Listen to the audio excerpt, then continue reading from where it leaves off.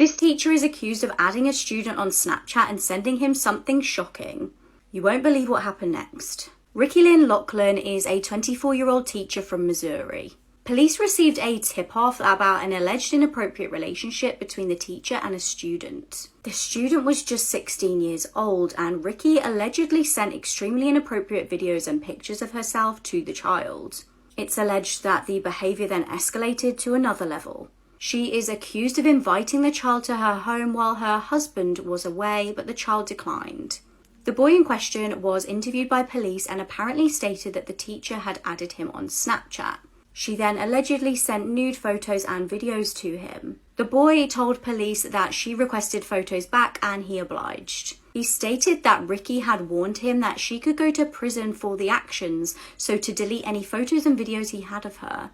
Ricky claims that it was the student that began the conversation and that she had not been aware that he was a minor. Police seized her phone and found a video on there that matched the description of the video that the child had described.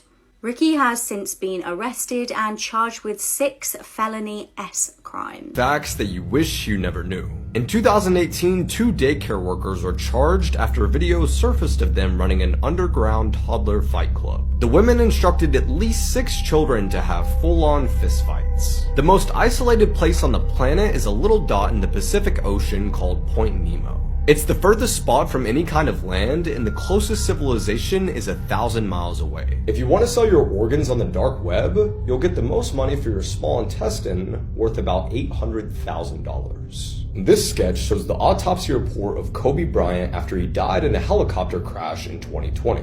If you look closely, you can see they noted a crown tattoo on Kobe's shoulder. Makes the whole thing a lot more real. A woman once carried around a mummified baby in her womb for 46 years straight because she was scared of getting a C-section.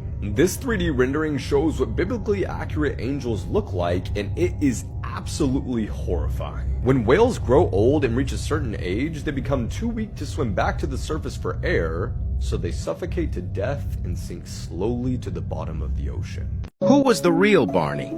This childhood icon might not be as innocent as you think. See, there's an old photograph circulating of a man in a dinosaur costume similar to Barney, entertaining kids at parks long before Barney hit the small screen. The chilling part? Reports suggest that this costumed figure may have had sinister motives, as he was the last one seen with 25 children who subsequently vanished. To this day, neither the kids nor the man have been found.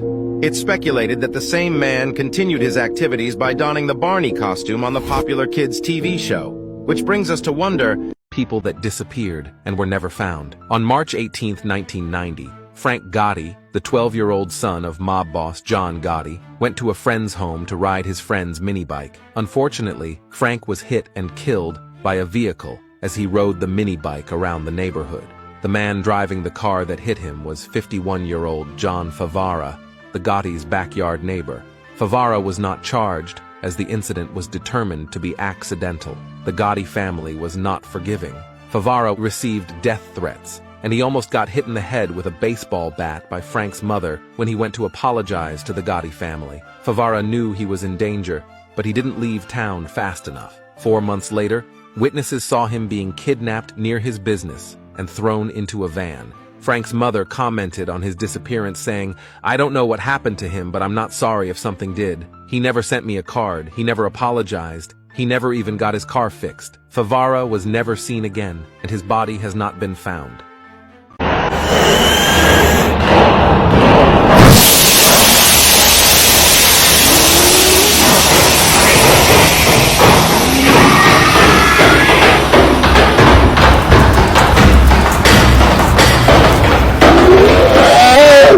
Do not watch this video. This video has been all over Twitter for the past couple of days, and it all starts over an argument of sound. This guy is angry at his neighbors for being too loud.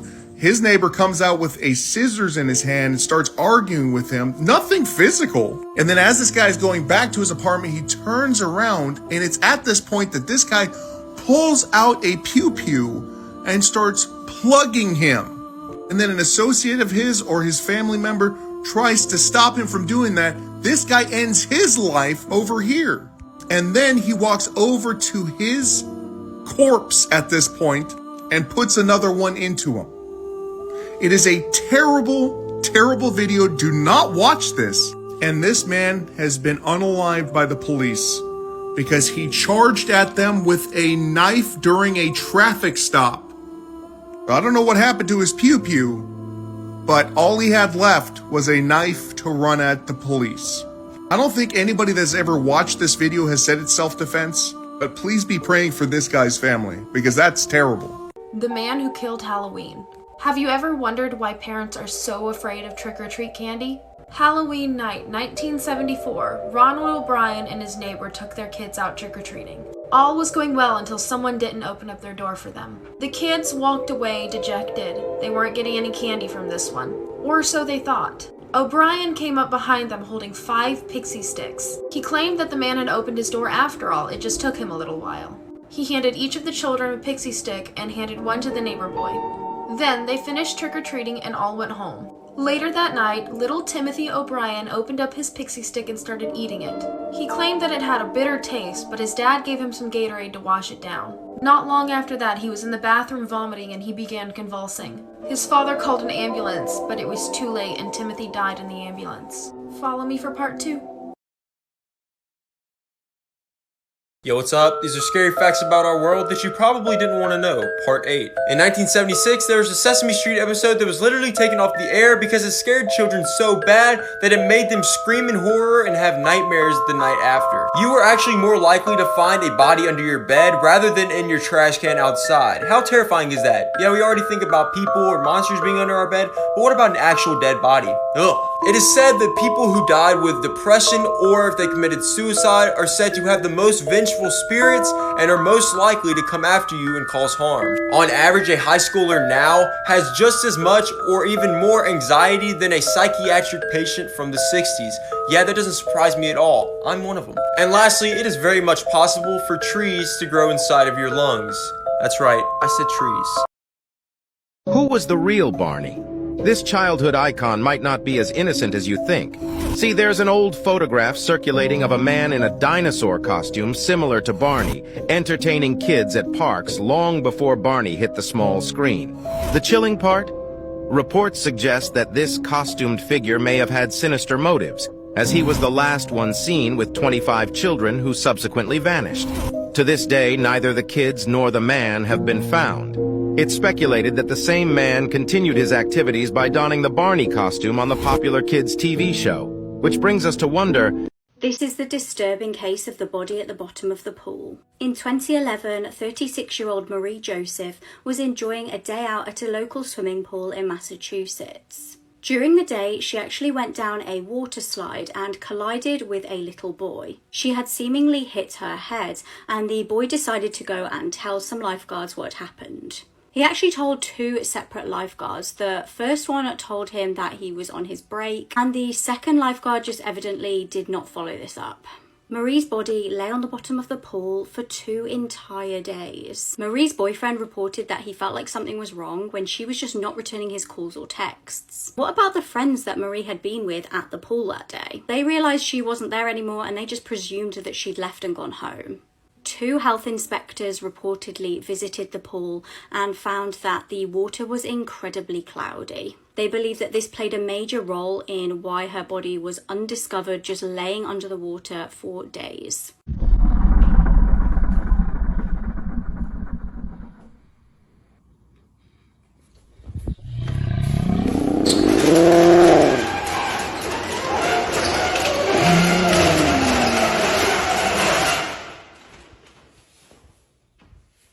"115 dead bodies were just found rotting inside of this funeral home in Colorado yesterday.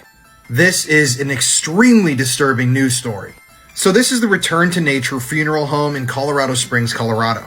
They specialize in green burials, which is kind of a new trendy thing, which amongst other things means that your body is not embalmed upon your death.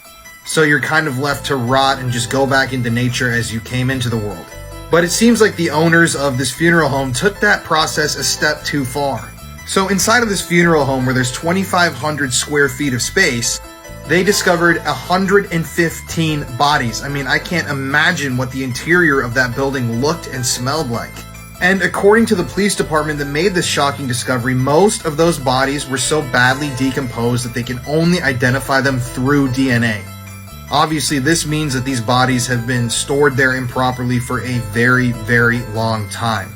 In another interesting twist, the authorities actually stated that they don't know exactly what this funeral home was doing with these bodies. Some theories include they may have been selling body parts. Obviously, they may have just been telling people they were burying their loved ones and they weren't. Or there could be other gruesome, disturbing things that were happening here that I guess we'll find out about soon. Yeah, so since this happened yesterday, we don't know much about what exactly was going on here, but I'll be sure to update you guys once we find out more about what the hell was going on at this funeral home. The world's most unsolved mysteries. This picture represents mysteries from the most well-known to the darkest. Some of these mysteries have never been solved and never will. For this series, we're going to be picking some from each category until we reach tier 10, the point of no return. Okay, so tier 1. Today we're going to be talking about the beast of Gévaudan. Between 1764 and 1767, a huge beast killed over 100 people in southeastern France. It was described as being a large cow with razor-sharp teeth. If you think this is just a myth or a legend, you're wrong. This actually happened. In fact, there were so many witnesses that they were able to well document this entire thing. The first attack occurred when a woman was walking with her bulls. The beast charged the bulls, and the bulls were able to fight off this beast with their horns. The woman described it as a huge chest with razor sharp teeth, tail way longer than a wolf, and horns on its head. This beast was so dangerous that it would appear on people's doorsteps, and when they would open the door, it would tear their feet right off. Not only that, but 80% of the victims either had their throat torn out or their head cut off. And sometimes it would even carry the bodies away, leaving little trails of body parts. Now onto the theories. The first theory is it's nothing more than a wolf. One of the reasons people say that this theory isn't true is because of the way they described it. Not only are the physical characteristics different, but the attacks themselves as well. Wolves don't typically attack full-grown men because they're afraid, but this beast killed over 100 people. The second theory is maybe it was a lion. This is one of the most popular theories, but to me it doesn't sit right because how could a lion get to the southeastern of France? The third theory, which I think is the scariest, is this was something we've never seen before, which leaves the question, was this just a wolf or a lion, or was this something much darker? Make sure to like and follow because we have a lot more to learn. Here's the most unsolved mysteries with the most chilling phone call, part 1. Trigger warning, all of these stories you're about to see are real and documented, and every single one of these are still unsolved to this day. For our first story tonight, there's this young girl named Antoinette. On April 6, 1986, her and her sister were up at 3 a.m. at the house. At just 9 years old, they heard a knock on the door. She said, "Who is it?" And this man said, "Uncle Joe, please let me in, it's cold out here." According to her sister's reports, as soon as Antoinette opened the door, 2 men grabbed her and put her in a brown van. Here's where everything gets super creepy. Her sister said that she kicked and screamed all the way to the van. 1 year later, the police received this phone call, and what you are about to hear literally gives me chills. Police department. Hello. I'm Antoinette Caribito.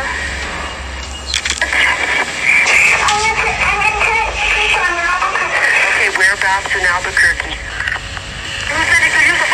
Hello? Antoinette, where are you? These are people who have gone missing in 2023. This is Joshua Amos, who is 32 years old. He has been missing since March 19th, 2023 after leaving a strip club in Washington Park, Illinois. His mother, Christine Simpson, said his disappearance is something that Joshua just wouldn't do. He was seen on video leaving Scarlet Strip Club on Berkman Road in Washington Park at 5 a.m. on March 19th. Surveillance cameras from a trucking company on Lincoln Avenue captured Joshua's image at 7:28 a.m. that day. The trucking company and the strip club are about 4 miles apart. Illinois State Police and a search dog looked for Joshua on March 24th, but nothing was ever found. His family and friends continue the search to this day, hoping they will find him ever since his disappearance. Up next is Jordan Taylor, and at 4:18 p.m. on January 6, 2023, Jordan Taylor, who is 29, changed his Facebook profile picture to a selfie of him wearing a white mask. Later that day, Jordan went to a barber shop located on Hillside Avenue in Queens, New York, and at 6:48 p.m. he abruptly left in the middle of his haircut, telling his barber that he had to go after receiving a phone call.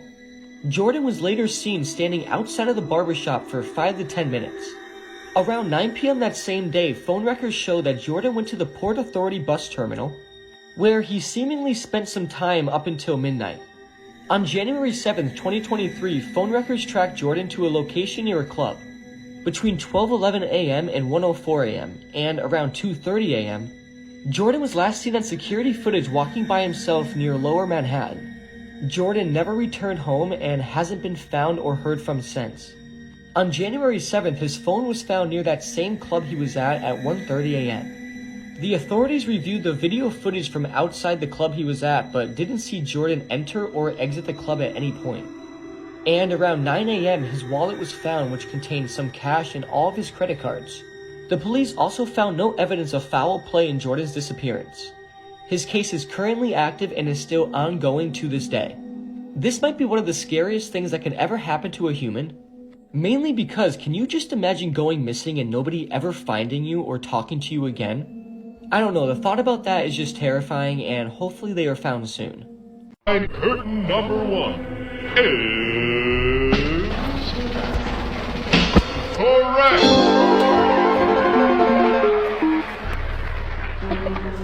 Wait. You don't remember what she looks like?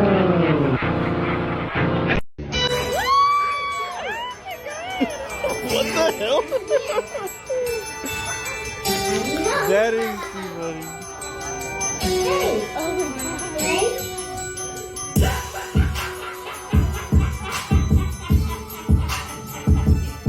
No, it's fucked up.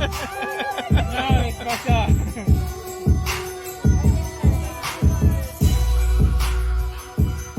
Oh, he's pointing at... Oh, he's pointing at me, actually.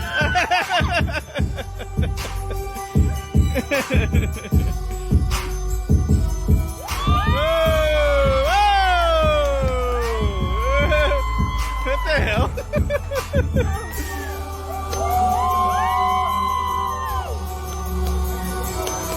Let's hear it for Chucky. Chucky, don't say hi. Remember, don't get too close. He bites.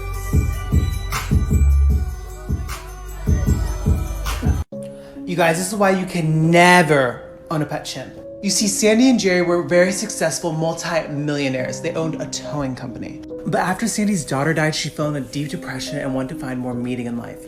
So she adopted a monkey and they named him Travis. This is Travis.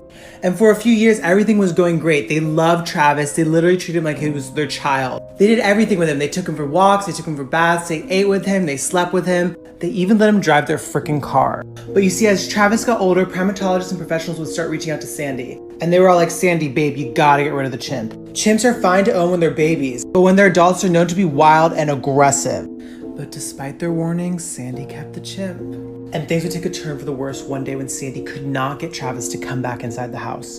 And by the way, this is Travis. He really let himself go. So Sandy ended up calling her friend Charla, this is Charla, to come over and help her get Travis. So Charla got out Travis's favorite Tickle Me Elmo toy. But what Travis did next was shocking. Travis then freaked out and started attacking Charla. Sandy tried to help get him off. She grabbed a snow shovel and started hitting him on the head, but he was just too strong. So Sandy then grabbed a knife and stabbed Travis, but it still did nothing. She'd end up having to call the cops to help her, and this is an excerpt of the 911 call. You can actually hear Travis in the background.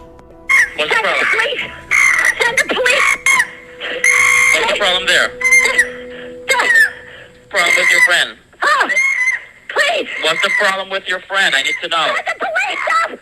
Travis would go on attacking Charla for 13 minutes, and once the police got there, he'd attack the police, so they had to shoot him. The injuries Charla got from the accident left her unrecognizable. He had broken almost every bone in her face, ripped off her eyelids, tore off her jaw, and both of her hands. Her injuries were so bad that all the doctors and nurses who worked on her had to go get therapy afterwards. Against all odds, Charla would end up surviving the brutal attack, but she was left blind and missing both hands.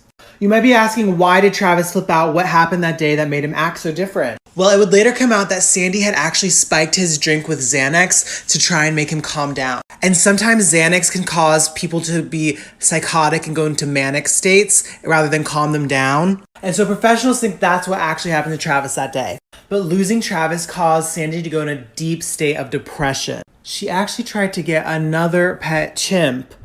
Girl, just get a dog. But she'd unfortunately end up dying within a year after the accident from a heart attack. Charla would end up winning $4 million in a lawsuit against Sandy and is now spending the rest of her life in a living facilitated facility. When asked about the whole situation, Charles says that Sandy was a really sick woman and hopes that she ended up finding peace. But what do you guys think? Do you think people should be allowed to own pet chimps? Let me know down below. Until next time, stay safe out there.